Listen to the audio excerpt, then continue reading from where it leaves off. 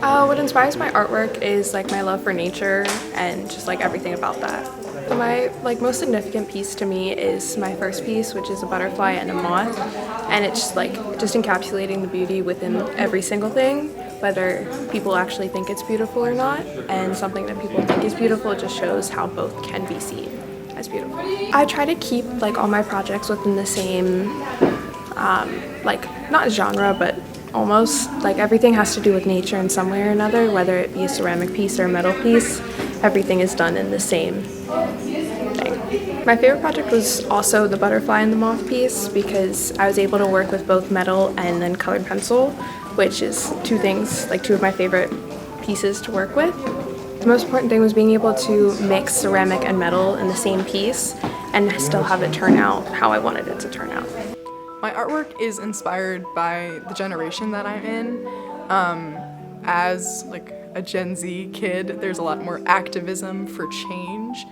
And so whether it's my 3D artwork or my graphic design, I really like to tell a message or speak the things that people think but aren't always expressed. So that really inspires and fuels everything I make. There's a 3D piece and it looks kind of like a cage, and it has these chains that kind of follow around it. It's blue and red, and it holds a lot of significance to me because it combines both of my mediums. So I do ceramics and jewelry, and it combines chain making with this very delicate ceramic structure. I do a lot of work that is inspired by gender and femininity and masculinity, so I felt I was really able to focus on the aspect of being caged and stuck in stereotypes, and I just think it represents a lot of traditional cathedral structures, and I think the form it was a lot of work and I experimented with a lot of new techniques and things, and it just holds a lot of significance in regards to that.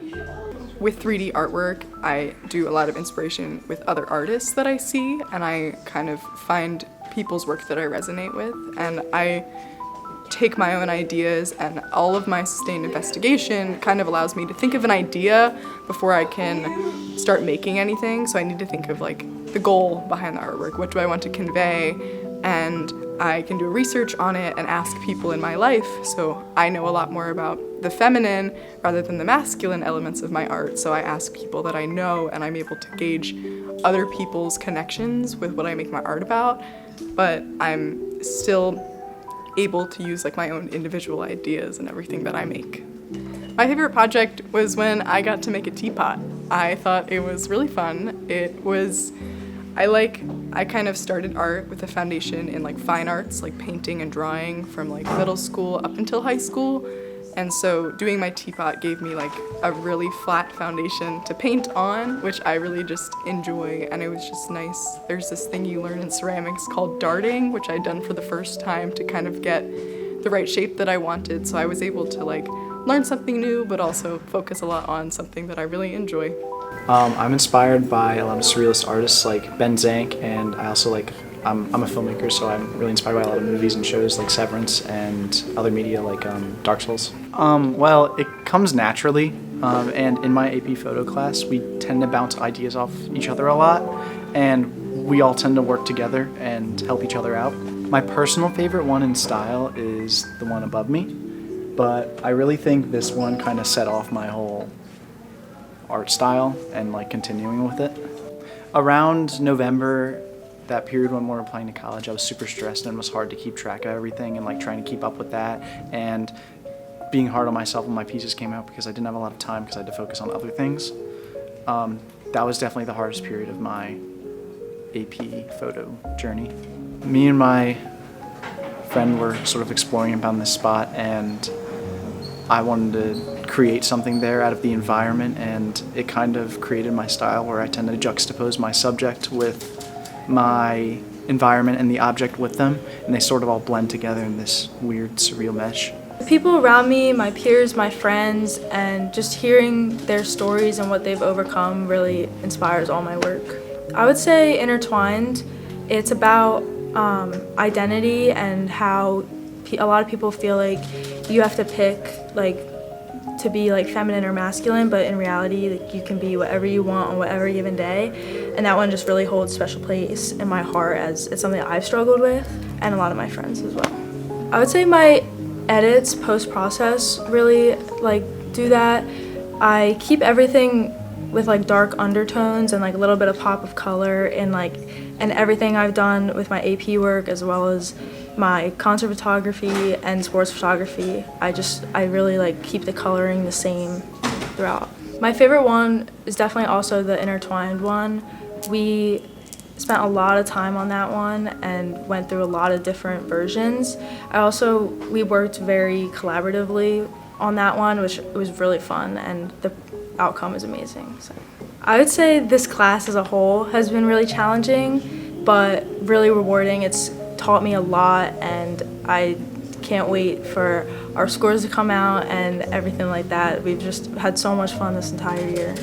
My artwork is heavily inspired by documented photography. I've always wanted to explore how memories are always solidified by a photo, and you can always look back at it. I really love my piece, Generational Wish. It's a photo of my grandmother and actually her great-grandson blowing out cakes on her candles. It's a piece that I was actually able to print and gift to her at a later date, and now it's just in her home, which is all I want to do is find a piece of art that people love and can cherish. All my photography is done with no direction from me, so any moments I found, I wasn't telling people how to act. I wasn't telling them, oh, hold this, go between those things. It's all just natural things that I found, and in post, I really had to decide whether if it was a fully authentic position if I wanted to show, or if I needed to decide to trash that photo, unfortunately.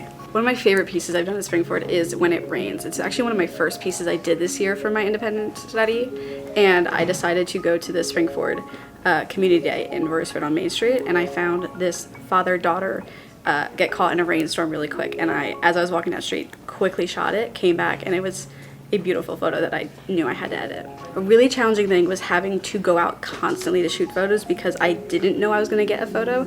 I'd go out 3 to 4 times a month. And if I didn't get a single successful photo from a 2-hour shoot, that entire thing had to be trashed and I had to redo it, which is fine, but it was again finding that balance of what I wanted to show and what I did not want to show. My artwork is inspired by being surrounded by all of the people who are in the photos behind me. With my climbing pieces, they're all people I know and am around constantly, and I like to showcase that. It's me and one of the kids on junior team that I've been helping for 4 years now, and I call her my kid. I've helped her with climbing, I've helped her with life stuff, and it's just really special to me that I have that photo of us. Fairly consistently focus on people, so keeping that throughout most of my projects helps keep a sense of me in all of my pieces. My favorite project was this, my gifted independent study. It's raising awareness about people's struggles through photography. It's a portrait and then words overlaid on top telling their story. A particularly rewarding moment was figuring out how to do my independent study. When I first started it, I didn't really know how I wanted to tell the story specifically. I thought I would have like words next to the portrait, and Mrs. Rudloff, I think, suggested putting the words on top, and I fell in love with it, and that's what I did for the rest of them. A lot of it is just looking at the different happy moments in my life and then also the different struggles that myself and other girls face in today's age. So one of my favorite pieces is the one called Polished Gold by You.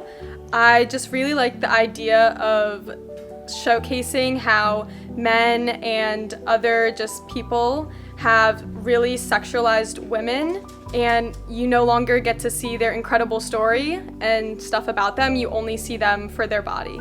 I wouldn't really say I have a very specific art style, which is why so many of my pieces look so different. I like to try to experiment things, but I also gravitate a little bit to either a straight illustrated style or very collage style.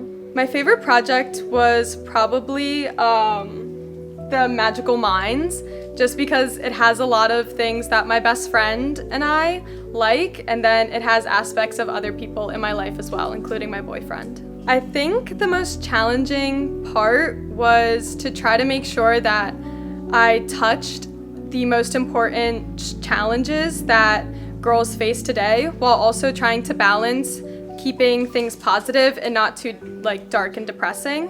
My artwork is inspired by mostly my own life experiences and the things I enjoy, as well as the people around me. Yeah, I would say that the mango tree holds a specific, a special place in my heart, just because it's based on the mango tree at my grandparents' house in India.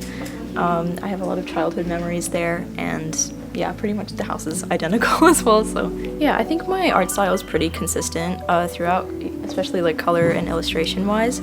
I would say I experiment with 3D structures a lot, so that's probably the way that I've been trying to try new things. My favorite project is probably this birthday card, just because it was the first one I made this year, and it was kind of my first experimental project where I like tried to make something 3D, even though it's traditionally a two-dimensional class. Yeah, I would say the most rewarding part, especially of this year, is I figured out that I don't really have to make everything completely flat and displayed on a wall. So there's a lot of things that you can do in graphic design that aren't just, illustrating something and displaying it on a wall. So I try to think of different creative ways to display my final pieces. Mostly like my own experiences growing up and sort of how that affects me and like who I am today. The story is basically like how children view the loss of a family member and sort of how children process that loss, how it affects them, and how I can show that without it being too dark or depressing, because obviously children can't comprehend stuff like that fully sometimes. I would say it's pretty easy for me to be able to like be myself when I'm creating art, just because it's something that I've always done and it's something I've always been able to do. Definitely the baby again. I really like it a lot. Challenging, I would say, just figuring out, again, sort of how to tackle heavier topics through the lens of childhood innocence and joy without it being too dark. What inspires my artwork is the idea of mythology and fantasy and those stories that have stuck with us for as long as we've lived, and just interpreting them into art. One of the pieces that holds significance to me is my piece titled Sisters. It's about me and my two sisters and how we've grown throughout the years and how even though we're apart, we're still related. My color scheme is pretty consistent throughout each project. It's muted, yet with some bright elements, and I think I stick through that with my paint. My favorite project is the piece titled The Laboratory. It's this giant self-portrait behind me. I adore it and its challenges, and obviously the pure size of it. It was incredible to do. The most challenging part of this year of this art journey has the sheer size of my pieces. I do a lot of huge pieces, and doing them has made me feel rewarded in my journey and this moment. Nature and also my family. My SI this year is exploring the natural world, so nature and my family is very important to my artwork. Likely the family adventures with the family portrait, because it shows places that I've traveled to, and also it shows one of my favorite mediums, which is color pencil. I would say my style is probably realism mixed with stylized, because I feel that it captures life but also shows the almost story behind each piece. Likely the turtle and or the horse piece, because I feel like the angles of each piece feels like you're almost inside and you can see almost the life in them. Probably the 3D skeleton, the Transiens Thanatopsis, because it was very challenging to make the skeleton and put the natural materials with it and make it almost cohesive.